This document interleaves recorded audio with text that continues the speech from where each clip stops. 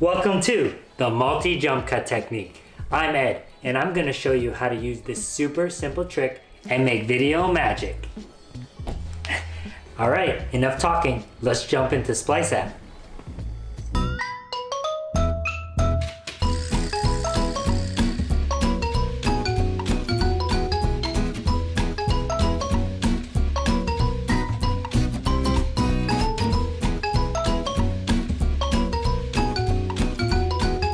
To start, we'll need an extra hand, literally. The first shot starts with the hand grabbing the subject. Then have the subject move out of the shot while the person filming stays as still as possible. Now you can film the second shot, which will be the hand doing the exact same action without the subject in frame. Continue filming and move to the area you want to throw the subject. Here's how the first shot looks in camera. And then the second shot starts. This shot ends with us throwing the subject into the frame. Just like before, hold the hand really still and have the subject walk back into frame. Now, the third shot begins, with the same throwing action, but this time with the subject acting like they just got thrown out. We continue the third shot by grabbing a piece of clothing.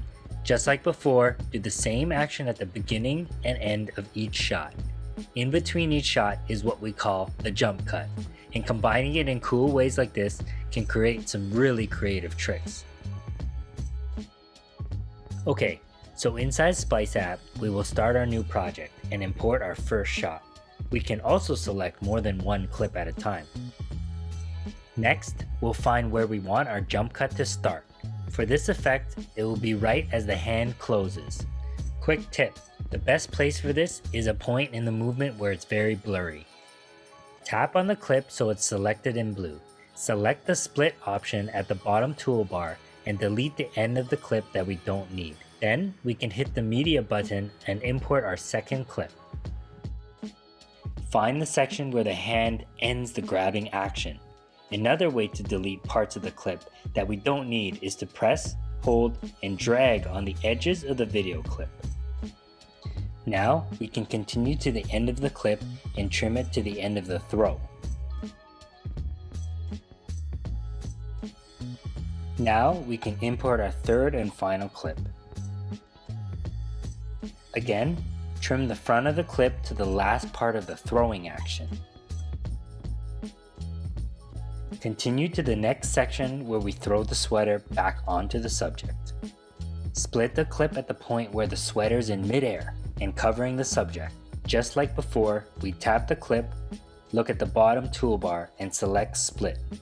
Then we skip through the footage of putting the sweater on. One useful way to quickly jump through different parts of Splice is pinching and zooming in of the timelines. Now we found the part of the clip that shows the last action of the sweater being thrown, and we trim away all the unneeded footage of putting the sweater on.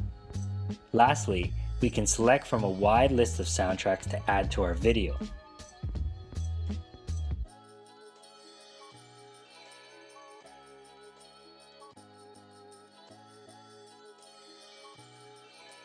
Now it's looking great, and we can export this video with the icon on the top right. Select your frames per second and resolution. Save it to your phone so you can post it and show all of your followers. Let us know if you use this technique, and follow along the upcoming episodes in the Splice tutorial series. Thanks for watching. I'll see you in the next episode.